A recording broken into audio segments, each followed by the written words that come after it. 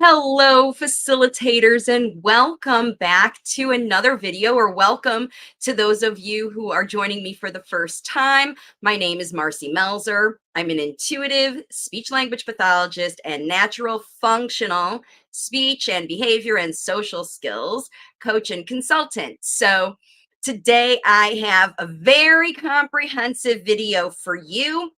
You're going to want to grab your cup of tea and sit down, because maybe even get your notepad, because today I am talking about this. Whoops, I got to get to the right one. Hang on just a second. I want to add this one here. Yeah. So this is what we're going to be talking about today: functional versus clinical facilitation. And I want to thank you to all of my subscribers, because we've hit 7,000 subscribers, and you parents are the best facilitators. So let me just pop back over here, because I just want to let you know today what you're in for. This is a comprehensive presentation where we're going to be talking about those differences between a more clinical, analytical, what you might see as marketed as evidence-based approach to working with children who are late talking, showing signs of autism, and you would be tempted to invite them or enroll them, or you're considering even enrolling them in therapy. Maybe you've been guided by your doctor, you've been told by your doctor, unless you put your child in therapy, they won't make improvement. You could even be getting some pressure from your doctor or therapists or the school or family members to enroll your child in some kind of therapy. And there are many options for kinds of therapy out there, including learning to work with your child yourself. So today we're going to be talking about that. We're going to be getting into all those options so you can make the best choice for yourself, for your child, about what you're going to do about this big problem. You have a child, if they're older than 2 years old and they're not talking yet, or they're not using speech functionally yet, or they're stuck in echolalia, they only label things, they don't use any more functional speech, they're antisocial, they don't want to play with other kids, or you're struggling through developing those things, there are options for you out there, because there are so many of these kids right now. I want to enlighten you about what you are in for when you sign up. So the most important thing too is, in addition to my typical video, I've got video examples of therapy, of parents doing therapy, of therapists doing therapy in good ways, other ways that you can evaluate for yourself, because I'm just going to show you the videos and explain to you what I'm seeing, and you can see the same for yourself. So stay tuned for this whole video. If you need to come back and watch it in parts, that's okay too. This is a big one. Really, really important as you're making your decisions about what to do with your child. Okay, without further ado, let's get into it. So how I know about this is, let me just tell you a little bit about who I am. For those of you who have been watching me, or not even, you might not know that I've been practicing speech pathology for more than 30 years. I graduated from the University of Virginia in 1990 and have been at it since then. But in 2016, I left the system due to increasing autism misdiagnosis. It was already happening back in 2016. And I started Waves of Communication exclusively to train parents and bring my knowledge of the system to help parents navigate the system and work with their kids at home. And then I also have traveled the world to consult with families in their homes and schools. And I've even developed a professional certification to equip and empower caregivers who, parents hire to go in their homes and help them. So this is my sort of resume to know what I'm talking about. And I want to remind you that I have a new virtual autism 3-month catch-up program. And this program is for kids who, parents who want speech evolution, for their kids who already say words, but they're not using functional language.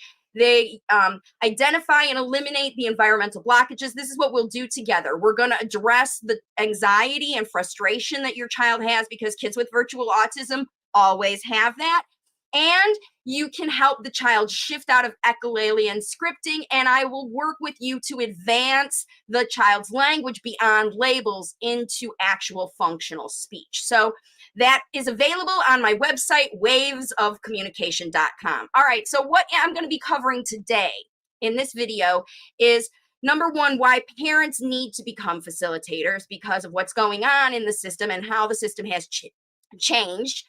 I'm also going to be talking about clinical versus functional intervention, and I've got video examples. And then I'm going to share with you everything you need to facilitate faster functional improvement in speech and social skills at home, whether you're in therapy or not.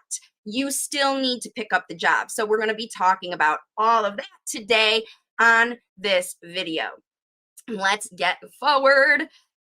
Okay, so pre-pandemic, 20% of kids, that's 1 in 8 children, showed speech delay. This was already going on way long time ago, forever. It's been going on since I've been out of school in 1990. It's been this 20% rule. That's why the speech therapists are always in schools and there's a lot going on. So if you have a late talking child, you are not alone.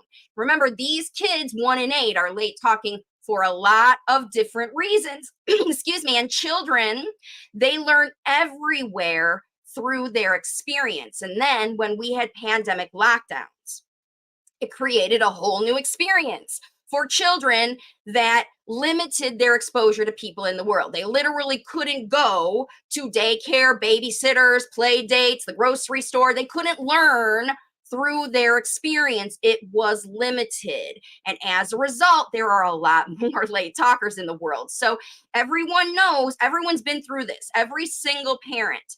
And what happened was YouTube and video exposure replaced hours of daily human interaction needed for these kids to develop their spoken language. They were learning from Baby Shark videos, and now up to 50% of kids, which is 1 in 4 or 5. And this is not little kids only. This is older kids. This is kids who are in schools. They are not using speech appropriately, and they prefer tech over people. Even when they're standing next to each other, they would prefer to look at a device. And this is where virtual autism has come in. So you can screenshot this if you like. These are the symptoms that emerge when a child has 2+ hours of daily video before the age of 2 years old, okay? And if they have more than that and they start earlier, it could be worse. The symptoms could be worse. And then also what I want to remind parents, I'm going to pull this back, is that in addition to virtual autism, which is the contributing factor of the video exposure versus parents, these kids also could be dually categorized. So yes, they had video exposure, but maybe they also had another reason to be late talking. Ear infections. These are physiological things. Prematurity. They could be a twin. They could have, again, chronic ear fluid or allergies. They could have had other physiological issues, brain issues, physical issues, all kinds of things, because remember, already 20% of the kids were late talking. So you could have a kid that was going to be late talking whether they had video exposure or not, and then on top of it, you gave them video. So learning language is already challenging, and now they're out of the habit of learning from people because they're stuck on the tech. And remember, these kids have been communicating since birth. So they're going to use behavior to communicate with you. And the older they get, the more specific to the child it becomes, because they develop this language on their own. And as a result of them developing their own language that they're using with you, the reason they develop this nonverbal language is for you, the mom, because they want you to know what they want, how they want it, when they want it, where they want it. And they want you to act right now. So they figure out a way to let you know those things, mostly wants and needs. But if that's enough to get them through their day, they figure out how to get what they need somehow with behavior, facial expressions, whatever. And that looks like this. That looks like these symptoms. They're late talking. They're not responding when they're called. They're resistant to cooperation. They don't have good muscle coordination, anxiety, and irritability. Almost every one of these virtual autism kids.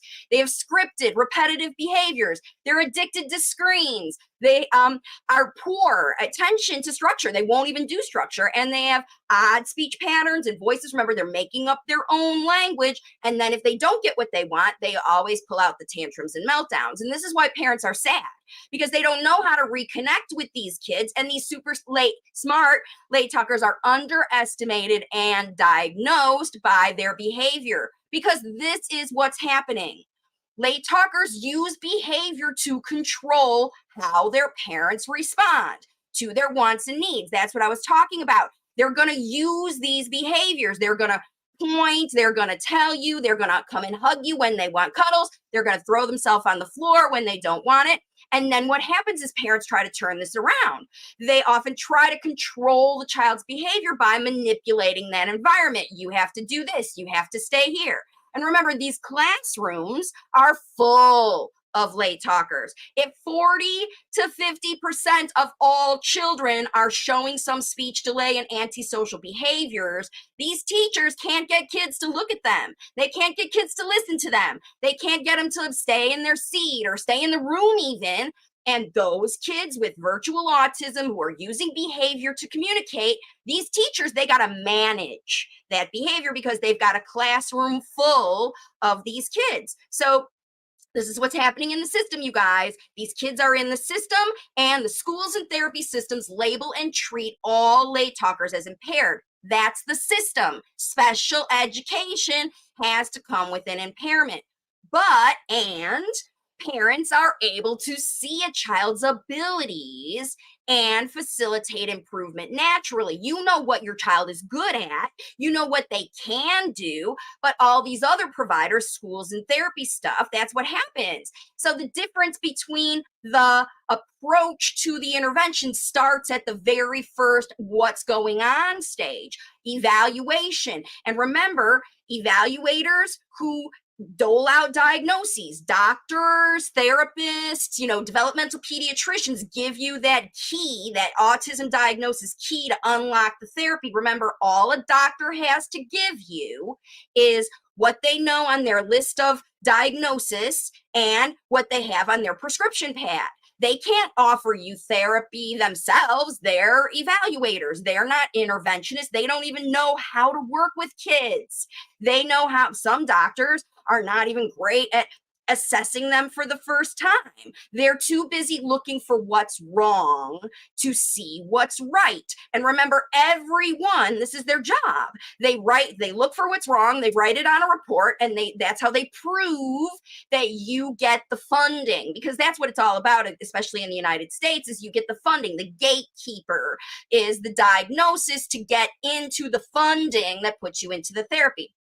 So this is what happens. And remember, parents want to do this. They want to put their kids in therapy because they're seeing that stuff. So let's get into it. You can see a child's ability. See, you're the one that's always looking at what your child can do. At least I hope so. And if you're not, this is what you need to be, because who is? If other people are looking at what's wrong with your child, who's looking at what's right? Who's looking at what they can do? And this is why parents need to take back the responsibility for their child's developmental experience. Remember, the pandemic took your child's experience away, and you have the option to bring it back. And you always have a choice when it comes to your child's developmental experience. You can use an analytical, clinical, or evidence-based approach like the schools and the therapy centers do, a lot of them, most of them, or you can find providers or develop your own skills to use a natural functional facilitation approach. These two options are widely available worldwide, and we're going to talk about that because this is your time to decide. What are you going to invest your time, energy, all of that into? Okay, now let's talk about evidence-based methods first. These evidence-based methods are the function is imitation, repetition, and ABA is this idea of teach, test, reward. If you do it right, you get the reward. If you don't do it right, you get nothing. or a negative feedback. Unfortunately, getting nothing is the negative feedback. You don't get the positive reinforcement until you, as this woman says, do this. Unless your thumb is up looking at her, then you're not accurate. So this is a structured and controlled environment to prompt the child's expected performance, because they know what they want the child to do before they go into the session. So it's controlled environment, one-on-one attention. I make you do things. The second one here is imitation and repetition of tasks. That's what I make you do. Do what I do and do it again and do it again and do it again and do it again, because this is supposed to be training your brain. If you're, again, the method is do it, repeat it, learn it. Only accurate responses, remember, are rewarded. So if you do it wrong, you're not going to learn the wrong way. You're going to learn the right way. And the right way is the way that the task is modeled. There's only one good answer, and that's the right one. And again, you don't get, it's limited exposure because you only get task stimulus. So it's do this, make it, go it, touch it, get the blue square. It's just commands and commands and commands, okay? So this is what you get when you sign up for ABA. You get behavior management in a controlled environment. So this is what it looks like. And I'm going to show you videos about this experience. Remember, we're talking about the child's experience, thinking about that. Now, analytic speech therapy is also using the teach, test, reward method for speech management. Remember, that's the job of the speech therapist. They are managing what comes out of your child's mouth. Okay, that's all they can do. That's all they can see. They can hear, they can look at their behaviors, and they can hear what they say. So if they can't talk or won't talk, the analytical teach, test, reward will have to give them something to communicate. So they'll use sign language or picture systems or things like that. If they don't feel like they're in the position to facilitate functional language, they just are in the job. So this is what happens. Let me pull this back too. When you have a therapist, it depends, a speech therapist, it depends on their environment. If they are the school speech therapist, their job is not to help your child develop their best speech, but to help them communicate at school. It's not even to help them develop their speech at home. It's just to get them through the day with communication that will help them respond to the teacher's curriculum. So if the teacher says, I want this kid to have a picture system, or we use sign language in our class or whatever, the speech therapist's job is to help the teacher get the child to go in the class. So if the teacher wants picture systems, or every other kid uses picture systems, and that's the structure of the class, your child will be given a picture system if they're in the class, because that's the speech therapist's job. It's not to help your child develop their best spoken language. I know that's what maybe you thought you signed up for when you signed that IEP, but a school speech pathologist, their job is to help the child communicate only at school.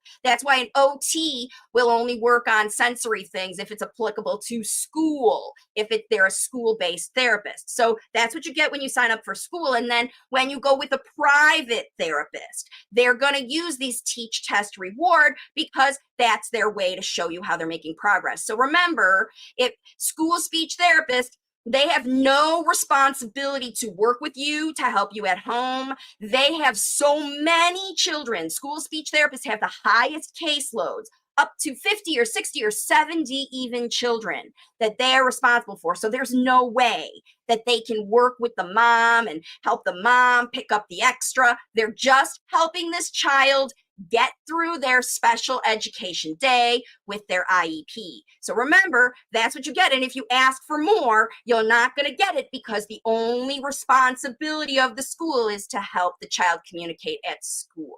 So I know I said that a whole bunch of times, but it's really, really important that you see the difference, because you think all I have to do is sign my kid up for therapy. He's getting therapy at school. He's not getting much. And you aren't learning anything. That's the other problem. Okay, so they may use alternative communication systems depending on the environment.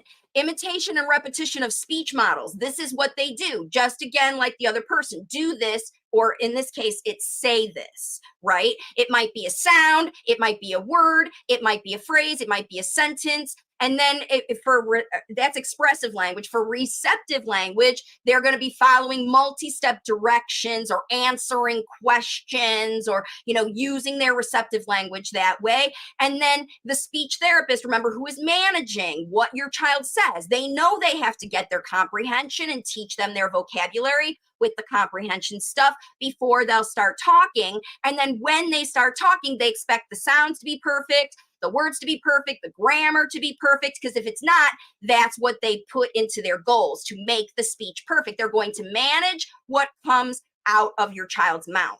And this is what an analytical speech therapist does. They care what a child says. They care how many words a child says. They care how clearly they say them. And again, these signs and pictures should only be used if a child is physically unable to move their mouth to say words. So, pointing, pictures, and all of that stuff. Remember, when kids are learning sign language, they are not talking, and they're not practicing talking. Their brain isn't learning how to talk. When will they ever learn how to talk if you just keep teaching more signs and signs or more pictures and pictures? Remember, they're not talking. This little kid actually has a sucker in his mouth while he's quote unquote communicating. And it's too limiting. The prompted exchange is not the same as functional language. It's not enough for these kids who are super smart, and the methods are too limiting. They already know the labels. They need more facilitation. So the evidence from the evidence base comes from data. And these prompted tasks are controlled to have one right answer. So they can say he did it or he didn't do it. He did it 80%, he did it 50%. And then remember, that's the only one that's rewarded. So you're going to want to stay tuned, because I have some really unfortunate examples of children who are enduring therapy that is this teach, test, reward situation. And while we get into the next thing, please like and share this video with other parents. It really helps me. And it helps other parents. This is a really important one to share too. Now, after working with thousands of families with late talking children, I have learned what it takes to facilitate a faster natural shift from behavior to speech, because functional speech development is not a controlled process. There is no need to make it so clinical and rocket science like and with all this data and stuff. There's no need, because we as facilitators consider the child's intervention experience. What do they want? What will they participate in? What do they want to do? And this is actual words from a child who wasn't talking when I met his parents and now is a chatterbox. And he said when he met me that I was kind, meaning I didn't control his situation. I listened to him. I was present and followed his lead when he had things going on, was talkative and generous, and gave a lot more language than, the average person who talks down to this late talker child. And he said she's good, meaning I had fun ideas, good ideas. When a kid sees you as good, that means they want to join you, right? And very nice, because everything I share comes with love. And that's because we're working with children, and children need our love, not pressure and all of that stuff. Now, play and functional jobs activate neuroplasticity. And that's why I have shifted way away. And I'm going to be straight and honest with you. I was an analytical therapist. I made a lot of kids cry. I did in the old days when I didn't know better, when I didn't understand the value of connecting with parents. It was probably when I was in those situations where I had 60 or 70 kids on my caseload and I didn't even know what I was doing to help them. I didn't feel like I was helping any of them. That's why I left the system, because what was I going to do for 70 kids that I never had contact with their parents? And now parents who choose to watch my videos and follow the strategies that I give you, these easy strategies to give you, you are seeing progress that school never did. I just got an email from a mom who said her 11-year-old has been in therapy for years, and after she read my book, she's seeing more progress. So you're going to hear from families like that in this video and see some real examples of how they changed and then how their kids changed. So definitely stay tuned. All right, let's keep going. Karen Purvis was the scientist that discovered that it takes 400 repetitions to create a new synapse in the brain. And that is unless It's done in play. And that's why it takes 400 repetitions of ABA to get a kid to do something. And they have to do it again, do it again, do it again. And how play-based stuff, it only takes 10 to 20. It means it doesn't learn right away, but it still takes a repetition. So definitely pay attention to this, because I want to teach you how to activate your child's neuroplasticity, because without it, it's not functional. They're just doing the same old stuff. And this is how it works. Neuroplasticity, play and learning skills, teaches the brain how to communicate. The brain's already memorized all the labels and vocabulary, but the language development hasn't happened to the point where the child can access those words and use them functionally. And so neuroplasticity is what it takes to help kids build functional language skills based on their experiences. Remember, they're already building their own language, and we want them to build functional language. And connection, you see, is the first and most important aspect of functional intervention, because you're asking a person to make a big change. So your goals should not be predisposed when you go into the first session with a child who's late talking. If you want to facilitate their independent improvement, if you come in with your own agenda, you're going to miss it. You're going to miss the connection, and you're going to miss the opportunity for that child to see you as the expert that they want and choose to learn from. Because just like you have a choice about where you send your child, they have a choice about how they participate when they show up there. And you want it to be a match so that the child is happy, they're excited to see their interventionist, even if it's you, and they're not frustrated, worried, or anxious when the opportunity to play together and learn something new is presented to them. They're eager to jump into those positions because they trust that you're going to be kind and not controlling and present, right? You're going to show them. And it doesn't happen automatically. It might take 10 or 20 exposures, especially if you've been in some of those other prompting and analytical habits that you learned from ABA. We're going to see them. Here we go. All right, so remember, connection is first, because we're asking a child to make a big change, a change in how they communicate. And it's no small feat to learn a new language if you ever have. And these late talkers will resist it. They don't want to learn a new language if their current one is working. So if you're responding and guessing and meeting their needs, and all they have to do is say a word or grunt, then they're going to keep doing that until you show them a better way, until they are shown a better way, either by you or someone else. And facilitators must establish connection, trust, and joint attention before you start teaching any new things. Because again, these kids need to see proof that you're going to be there, and they're judging you. What you say and how you behave is being judged by the child, just like every therapist you enroll them with, okay? So this is what it takes: connection plus neuroplasticity. That is what facilitates functional language, social skills, all the development you need that sticks, that stays with the child, that they keep and use forever. And the way you do this is with easy and fun activities that attract and motivate the child to try. So whether it's, activities with a group where we're doing fun stuff, you can see the kids motivated. They're putting in effort. All of these pictures have kids that are trying new things, and they want people to see them trying new things. They want feedback. They want coaching.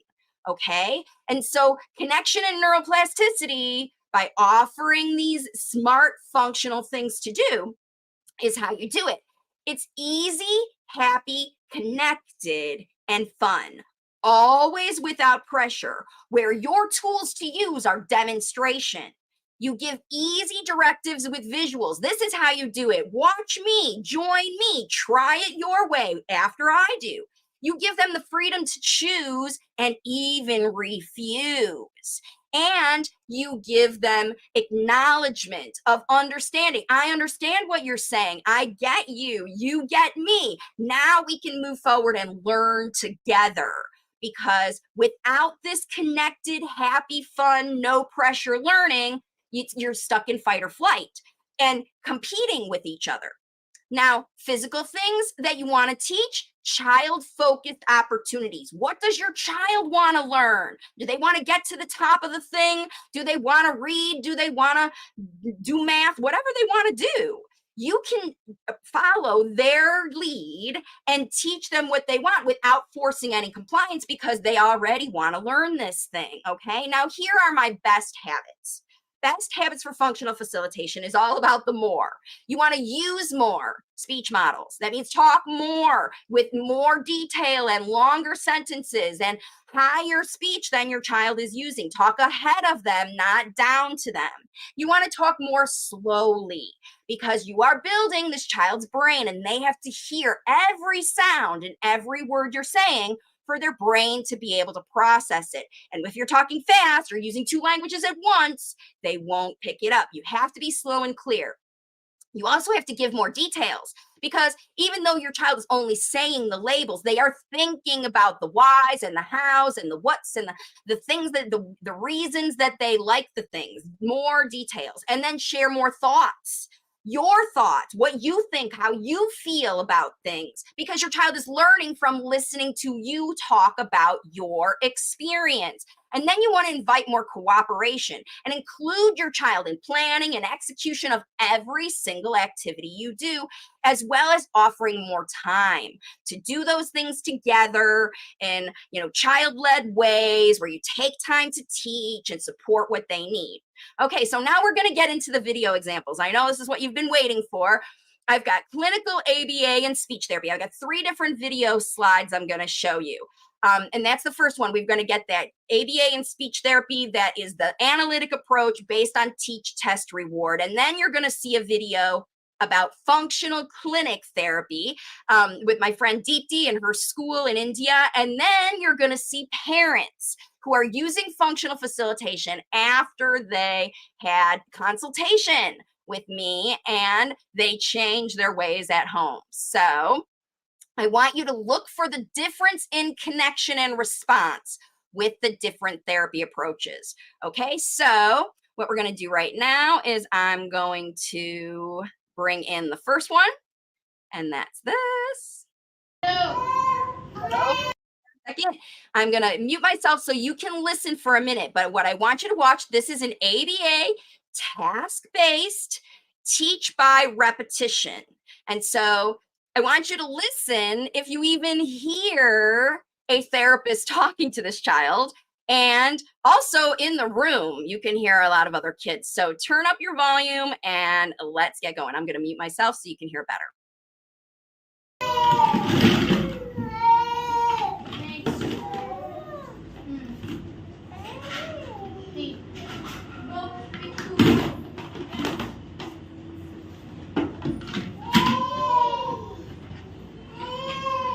So she actually isn't talking to the child. She just had her use her feet to move these crabs from one bucket to another. There's no direction. There's no interest. So here's another one. So basically, let me pull this back really quick. That first video, remember, all you saw was the child using her feet only to pick that thing up and put it in another box. She was holding the chair. She was wearing a backpack. There were other children in the room and they were crying and whining and things like that. And she would look at them periodically. But this therapist said nothing to her. It was only, okay, do it. Put more. Here's next. Next is yellow. Next is blue. Next is red. Even if she got that, the therapist was labeling the things, but they didn't care about the child's response to the color, the functional. What is a crab doing? Is he biting your toes? Or, this is a yellow one. You got the yellow one. Great job. She never got any positive reinforcement or negative reinforcement. All she got was do it. You're a factory worker. Use your feet and move it. Use your feet and move it. And then when she filled the whole box, what did the therapist do? Instead of saying, great, you filled the whole box, she just dumped it out and gave her more things to do because she hadn't finished 10 repetitions. Because in ABA, you've got to have 10 repetitions with the same thing. You can't say any more. You can't expand because that makes the condition go away. Because the condition is, I've set this thing, I've given you direction, you do the direction, go. yes, no, yes, no, yes, no, yes, no, till we get to 10. And then I can say, good job, because you made it to 10. Because remember, that's what the therapist needs. They need the child to perform 10 times, good, bad, or otherwise, whether they're good at it or not good at it. They just take the data. They're not commenting the child. So how is the child's experience when they're just being judged on a nonverbal behavior 10 times and then they only get the good job when they're done? Okay, I really hope that you're going to be able to hear these videos because I definitely want to see them. All right, let's go back. This is a mom who learned ABA at home, and she's got, you can see she's got these little cups here and these beads, and she's sorting. So each cup, this one has, the one at the bottom has the circle shapes, these have the oval shapes.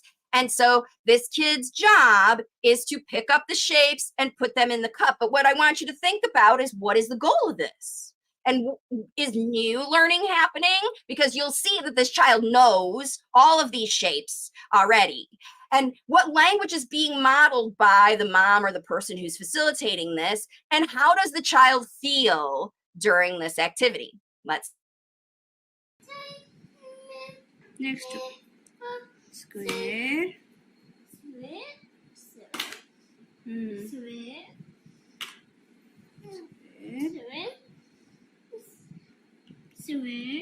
Very good. Square.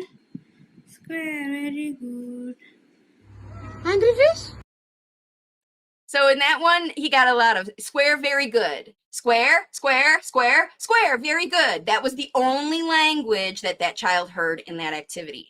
All right, so this is the one I need you to buckle up for because this is a really frustrating experience. So this was shared by a mom from, originally from India, but she's living in the UK. So this is a UK-based ABA therapist that is task-based, but she is using bribes and fear to control this child's activity, because I have a feeling that this child has previously resisted this kind of activity. So I want you to think about these questions. Can the child use this skill that she's teaching?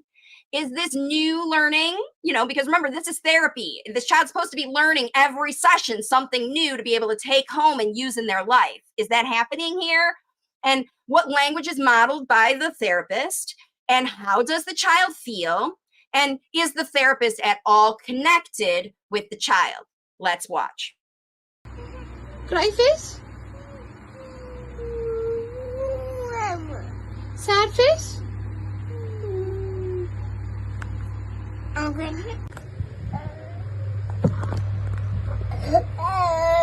Wipe your eyes now. Why are you crying? Are you a cry baby? Are you a cry baby? Wipe your eyes. Wipe your eyes. Good boy.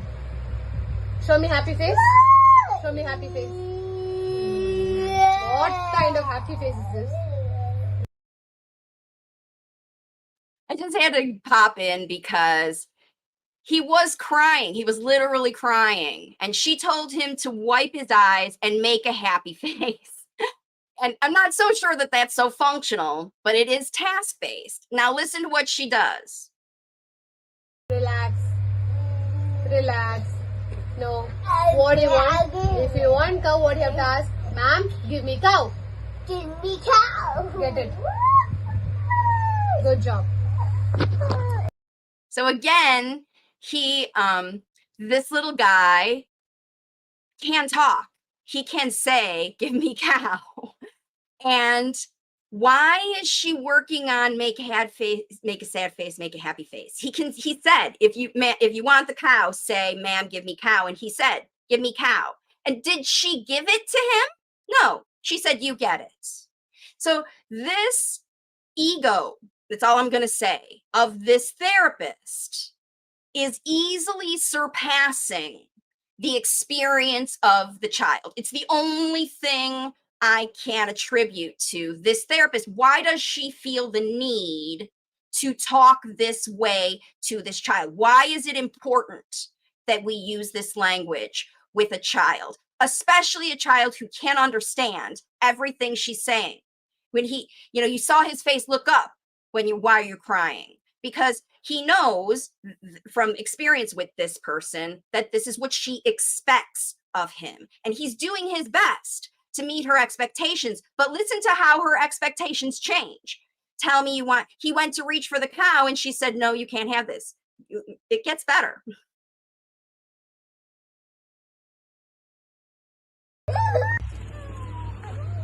Sandwich, you're not allowed to touch anything until I say. I told you or not. Keep it that way. Now, pick E. P, lada. E. Pick E. Look at that. What is this? What is this? E for? Fix now.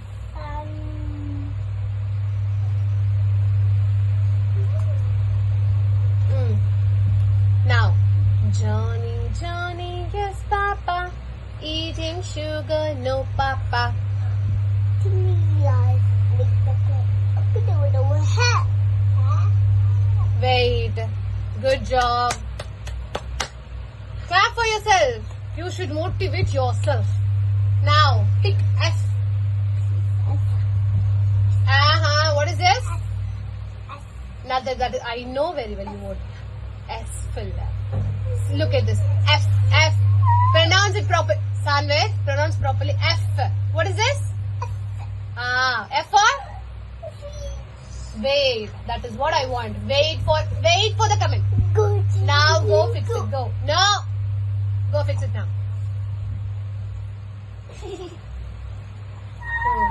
Twinkle. No. Stop your random talking. Did I ask you anything?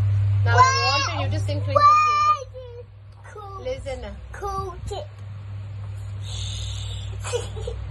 Did I ask you? No, you have to wait. That will be there only. Did I say?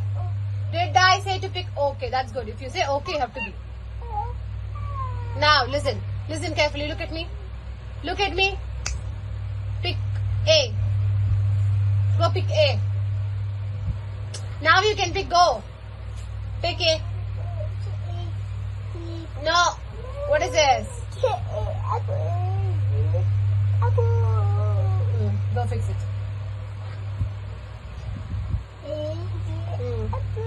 Can you sing Baby Shark? Baby? Baby? Who's baby? Who's the baby? So what's wild about this is she said, can you sing Baby Shark? He said baby, and she said, who's baby? What's the baby?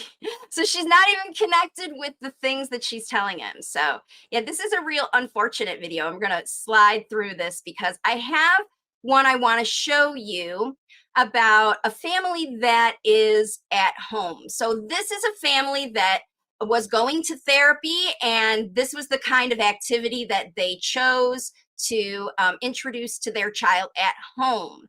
And last week I talked about when parents use very limited language that's like ready, steady, go, ready, steady, go. This is that example that I want to show you. All right, let's take a look.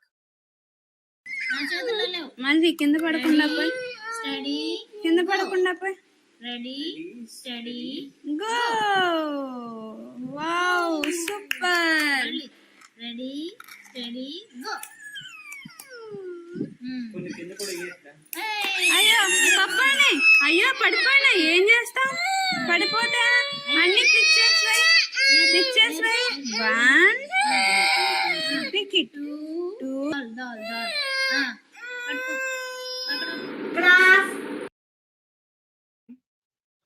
Okay, so this is a speech therapist, and yeah, I'm just gonna let you watch. This is prompt-based speech therapy based on labels, and yeah, I'm just gonna let you watch. This little child, remember, I want you to think about this child's experience. When you take your child to therapy, it's important that you understand what they are experiencing in the session, and that session should be structured so the child is actively learning every time. So let's take a look. Class. Taste. Good.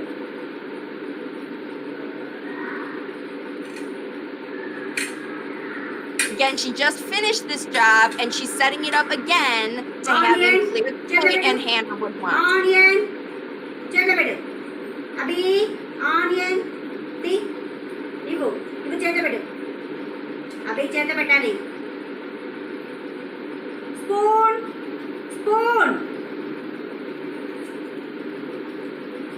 Tomato.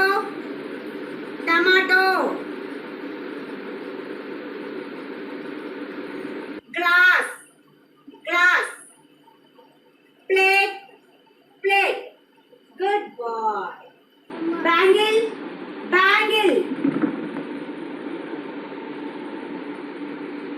Comb.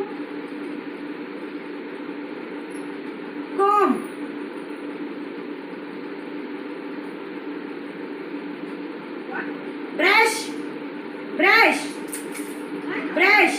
Not saying get the brush, hand me the brush, where is the brush. All she's saying that single word. Bang. Brush. Comb.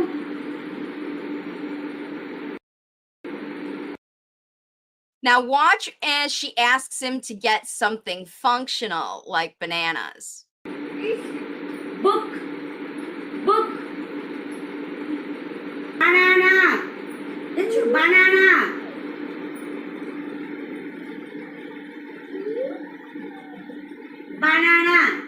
He's gonna bring her the entire bunch.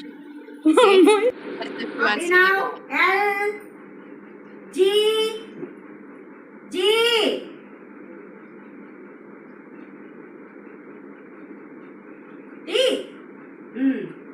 C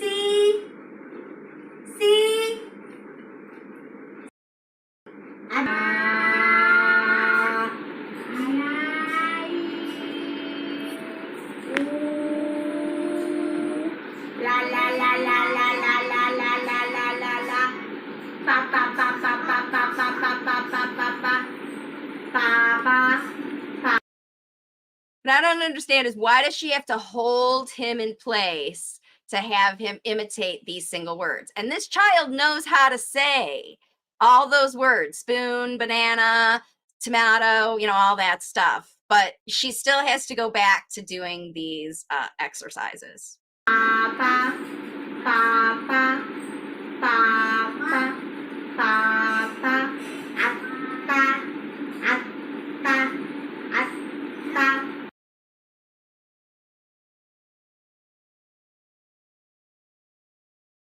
Lights muted. Now I want to show you some video of a clinical experience, clinical therapy with my friend Deepti at her school. And this is it. So let's move over here. This is functional intervention, and you're going to see that nice interaction comes naturally.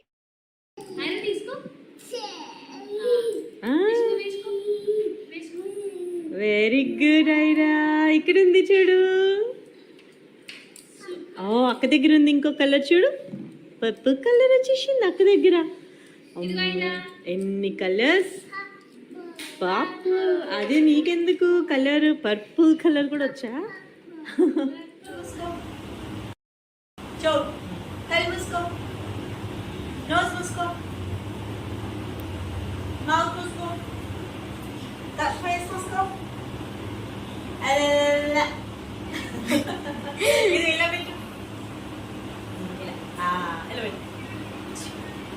ఇదిగో super అంటే ఎలా, toilet అంటే ఎలా, issue అంటే ఎలా, two fingers ఎలా, water అంటే ఎలా, ఓ చాలా అంటే ఎలా, చాలా కొంచెం అంటే కొంచెం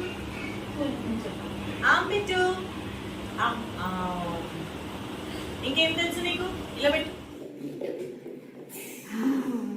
They're using this ball and cup situation for demonstration.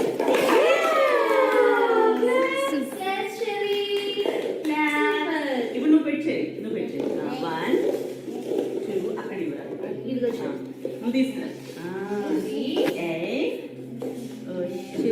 This school is called Happy Kids for a reason.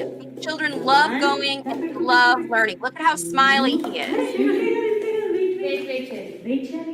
Cherry ball ready, okay? Are you ready, Cherry? Are you ready, Cherry? Cherry. Ball for Cherry. Okay, na? 1, 2.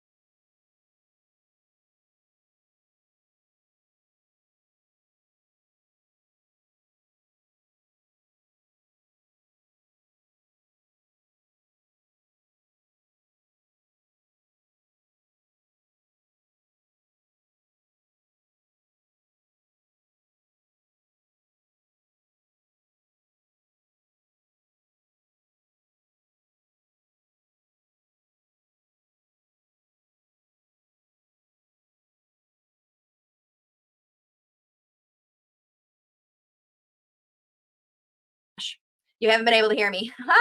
Oh my goodness. Let's pull this back. So these are testimonials from parents. So sorry, I might have lost you.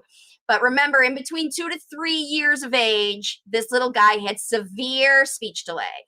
No functional language, no receptive language, not responding to his name, all the red flag checklist things. And this mom, what is the mom of the boy that you saw in that last clinical therapy? Okay, so this mom was all the time depressed, stressed out with the therapist and doctors, and the words they used to tell her how unpredictable her son's future would be. And then she found me and Deep D, and she started following simple things which changed their lives a lot. By God's grace, they could now manage to get an appointment, and that's how they worked with Deep D, and they came to my workshop, and she stopped worrying about anything, just focusing on his play and getting involved in his day-to-day activities more deeply than ever. So this is what happened. They just really engaged with him. And these are the things that changed for this mom. These are the things that she did differently after consulting with functional facilitation. She started doing lots more pretend play toys. Before, she was doing a lot of that scoop the corn business. Completely stopped board games, matching, academic related, as they're not helping with functional use of language. This mom figured it out. She started more physical play and outdoor in the park and cycling and soft play. And then simple games at home with water, sand, colors, painting, fruits, veggies, needs, ice lollies, ball, all of that stuff, because she could make a game with anything, including an ice lolly. And so people play. She wanted him to get with other people and out with other kids and inviting people over for play dates and reducing screen time to a limit of 30 minutes a day, if no option. So this is what helped this mom, in addition to learning about her stuff. And these small things in life and putting focus on adding more functional language helped this mom a lot. They saw massive change in their son in 6 months, okay? Just following the videos gave them confidence and then they took that confidence and put in the effort, and this is what it looks like. So this is that same little boy that you saw in that unfortunate ABA session with his big sister playing doctor. Okay, let's listen. Injection. Ready, steady. Ready, steady. Yay! Next. Where does this go? Hands. Hands. Are you ready? Look, you're all right. Here, Check your ears. you're all right. What's this? Ears. Your other ear? Other ear. No. Say Say ah. ah. Say ah. Ah.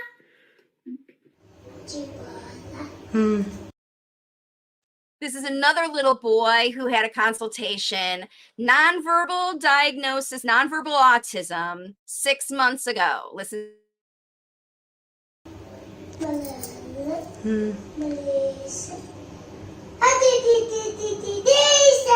చిన్నగా రా JG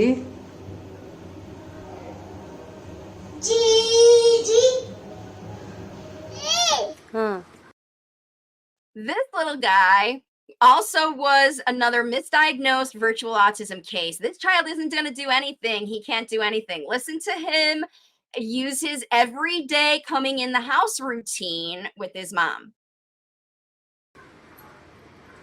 తలుపు తీయాలా వెళ్ళు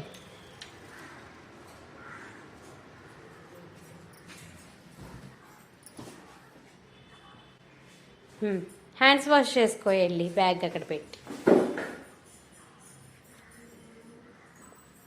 That was put your bag down and go wash your hands. And look, immediately he goes, he's functionally doing it. He's got some issue with the soap. His mom comes over to help him with the soap. He hands it to her using his nonverbal language, and she would say, "This is your soap to clean your hands. Let's clean your hands." Okay. Now I love this one. This is another little guy that, this was the one with that other speech therapist that you saw. So, and this is how this family is working with this little kiddo. Squeeze. Squeeze. You can do this. I can do this. Left hand la. Pudi nani pannu. Mukku. First mukku. இல்ல அபி அவன் left ஹேண்ட்ல பண்ணனும் இல்ல அபி அந்த இது Squeeze. Great job. Again. Inodra. Mukki. Listen to how much this father is talking the child through the activity. And he's holding the one hand because he wants him to use his left hand to do it, but he's not restraining the child. The child is motivated to do this challenge, basically. They're like, hey, we've got a fun little challenge for you. Let's try it. And because his dad is encouraging, he gets it done. Yeah, ire. Mukki. Inge squeeze. Great job, again. Do it again. dip you can dip சொல்லு dip பண்ணி dip Okay. Squeeze. Very good. Dip. Dip. Now you can dip. Squeeze.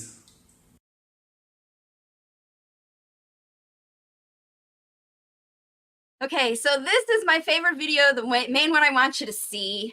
And this is a mom that worked with me.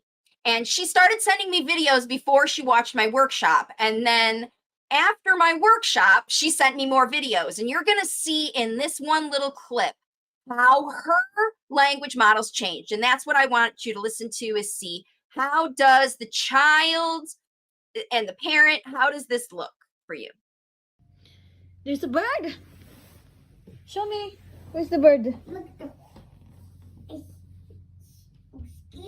Scary. It's not scary. Coin. Scared of the what? Are you scared at the coin? The coin. Coin or clown?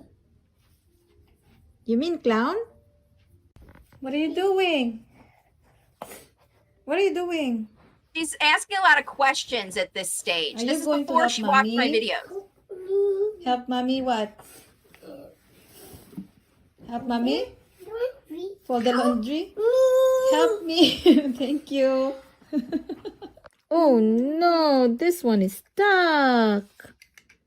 Oh no, this one is stuck too. It's broken. Yes, you go inside here. Then you sit on it. Remember we ride the jeepney? That's like that. Remember? It was so much fun. It's open. You can feel the air on your face. Woohoo! I enjoyed that so much. Vroom vroom. It's a jeepney. It's called a jeepney. We ride that. We went to the beach. And then we went to the waterfalls. We ride that. Did you notice the wheels on this Globe Star front?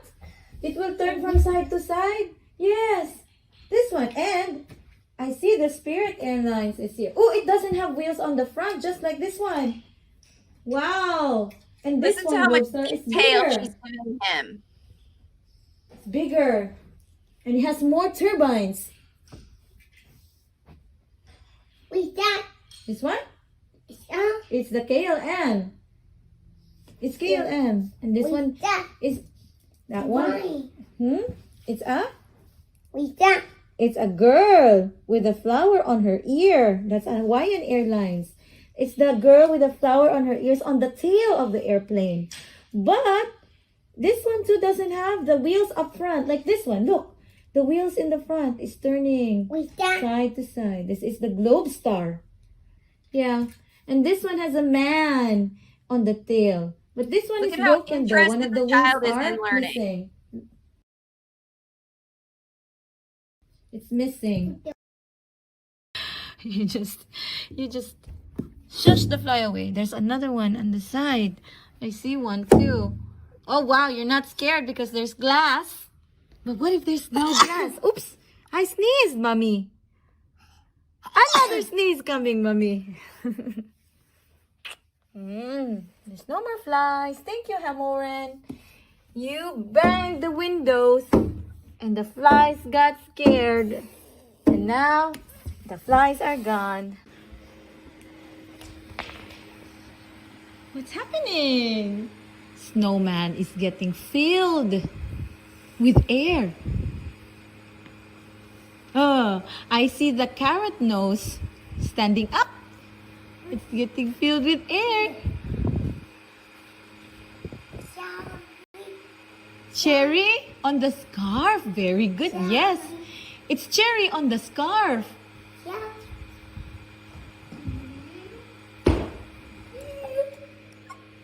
It takes a while. We have to wait a few minutes.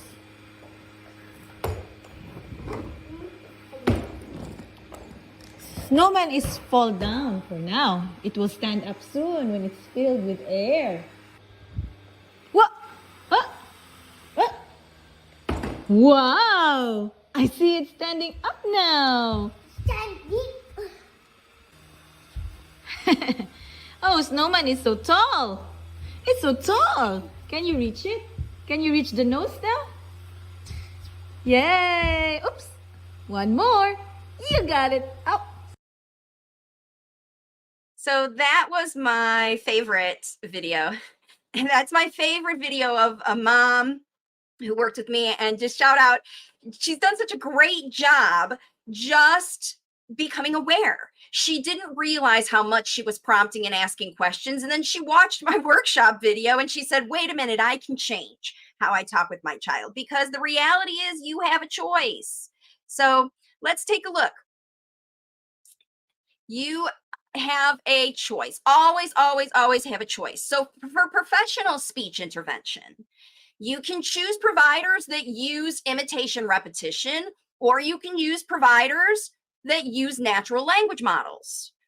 If you want professional behavior management, because remember, your kiddo is showing those autism behaviors and there's things that you don't want, you can choose ABA behavior therapy that is task-based, imitation-based, or functional facilitation, which is something like OT, as long as it's not task-based, as long as it's function-based. How to teach a child to swing, or teach a child to ride a bike, or teach a child to use the potty, or those functional facilitation. That's how you facilitate behavior if you want your child's behavior to change.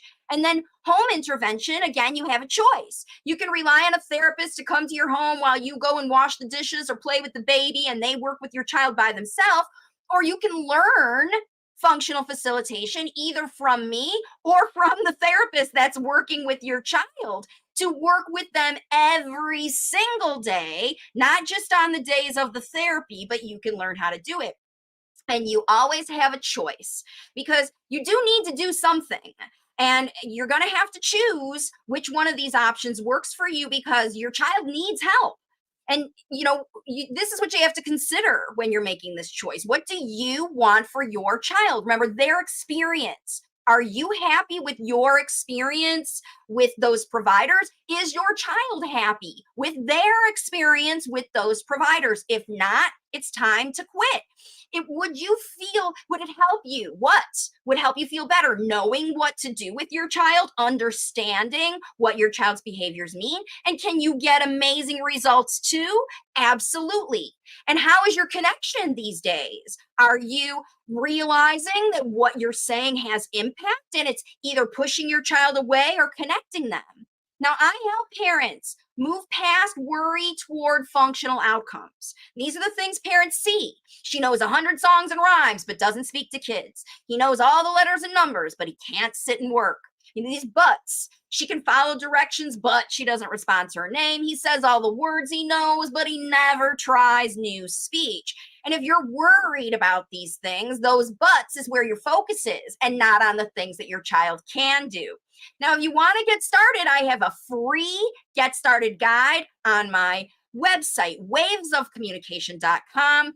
It's a multi-page PDF that you can learn strategies and watch videos and learn how to get your child moving better within the first week in that Get Started guide. And you're going to help your child become a chatterbox. Plus, you'll hear from me every single week with more information and strategies to remind you how to do this.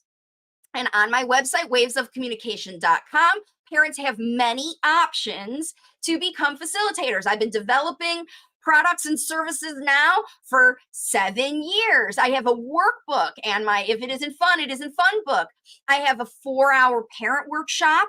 I have a Q&A forum with my entire best videos library, where you can watch all those videos anytime you want and ask me questions anytime you want. I perform video analysis to help parents learn what they're doing and how they can improve their facilitation, how they can solve problems that they're facing at home. And then, of course, I offer personal consultation programs where I work directly with parents in online recorded calls to work through all the issues and facilitate everything you need. And that virtual autism 3-month catch-up program is $920 for 3 months. In 3 months, I want you to get your kid from echolalia to chatterbox, because parents are the best functional facilitators. And I want to thank you for watching today and invite you to comment about your experience. So I know somebody has been responding to some of my things. I see somebody from Pakistan, Shabdullah. Thank you for joining my videos. I've seen your comments a few weeks in a row. And guide me about the important test for diagnostic autism. And so this is a big question, a common question, and the reality is, I can't. I'm not going to tell you that you should take your child to any doctor and get any test, because the reality is your child's diagnosis comes from people who are looking at what is wrong. And the way forward to help your child improve is to look for what is right. And there is no autism scale on the planet that looks for positive things. In fact, most people who administer those scales are skewing them. You say your child once walked on their toes and they count that as a positive. You say your child went through a phase where they were watching the fan and they count that. Even though they stopped those behaviors, they've shifted out of those behaviors because they were using those behaviors to test you, to prompt you, to teach you to respond to them. Remember, these late talkers never stop communicating from, I venture to say, before they were born. They told you, I want pickles, or you need to go to bed, or, whatever. And then as soon as they came out into the world, they started communicating cries and facial expressions and body movements. And it just evolved from there. No matter how old your child is, they could be 11 years old and still using their own made up gestures and single words and labels and occasional things, because after 11 years, these parents and caregivers are so good at reading the child's language or understanding the child's language that the child has no motivation. They haven't facilitated improvement. They've just stayed with the status quo. And you're never going to get improvement if you stay with the status quo. That's why I asked that question on those videos, demonstrations that I shared. What's the goal? Like, what's the child learning, and how are they going to take this activity of moving crabs with your feet, or saying happy face, sad face, this kind of stuff? How are they going to use that for communication? But then when you look at Dr. Deepti and with her client, that little girl who she was like, make 2 fingers, do this, do this, do this. Those are expressions that you use when you're expressing something. And she was like, how do you show you're sleepy? How do you show you're this? Instead of show me sad face, and then sing Happy Shark or Johnny, Johnny, blah, blah, blah, all within a 3-minute period, 3 different tasks with 3 different goals, with 3 different things. How does the child take that stuff out into the world? That's what you want to think about. And if you are working with a therapist, it doesn't matter if you're already in therapy now, you need to have a meeting with the person who is working with your child, not the BCBA or the person who writes that thing, the actual person that is doing those jobs with your child. You want to observe those sessions, you want to watch what they're doing, and you want to learn from them. And if what they're doing doesn't look nice or fun, then you need to stop it for your child. If you look at it and watching this video of this child was heartbreaking for me. And when the mom saw these videos, she took that kiddo right out, but they excluded these parents. They put them out in the waiting room and closed the door while the kids are screaming and crying and fighting against these things, these tasks that they're expected to do. And then when their half hour, 2 hours, 3 hours, 4 hours, or 5 hours is up, they finally get to go home and do what they want, unless their parent is prompting them or forcing them or increasing that anxiety at home. And then the next day it's over and over and over again. This is why these kids develop anxiety and even PTSD from these kind of therapy experiences. They want fun. They want play, where the goal is, let's learn about what doctors do so that when we go to our next doctor visit, you're not so anxious and scared. Let's learn about how trains go. Let's learn about those, how to write and say your name and the reasons, not just because it's time to write or color, but because the child's interested in writing their name, or they've played with sticks and drawn things in the ground, or, it's time to work on those things and you take sticks and draw designs in the ground. So the kind of functional intervention that you offer to your child is their developmental experience. Every minute of every day, they are learning, and you have a choice of the experience that you offer. You have the ultimate choice as their parent of what do you want them to go through every day as they catch up their skills, as they learn to talk, and develop it so that they can be functional and take that speech and behavior out into the preschool in the world. So they're not one of those 4 or 5, of every, 20 kids, if we're looking at 40 to 50% of them not communicating effectively and not using social skills, your child's going to get lost in the crowd of kids. There aren't enough therapists to see all of them, and it's up to you. So that, again, that's my biggest message for every parent watching this right now is you have a choice, but you have to take action. Now is the time for you to put into place a plan. My workbook is available to help you document and write it down every day. And literally within the first week, you will see enough proof that you as the parent are the one to facilitate the change for this child. The only one, the starter, the OG facilitator, teacher, mama, caregiver for your child. You know their abilities and you can use those abilities to help them learn more things. And if you don't know how, or all that seems confusing to you, that's why I have coaching programs. That's why I wrote my workbook, so that you can learn how to do it. So head over to wavesofcommunication.com. Check out my free Get Started guide. That's how you'll get started. You'll be down the rabbit hole. Once you get started with these strategies, you won't go back because your experience will be better. You'll like it. You'll be happy. You'll enjoy your time together, and you'll be excited because in this kind of environment, you'll see change every day. New words every day, new behaviors every day, new skills every day that are developed because you're using a functional approach.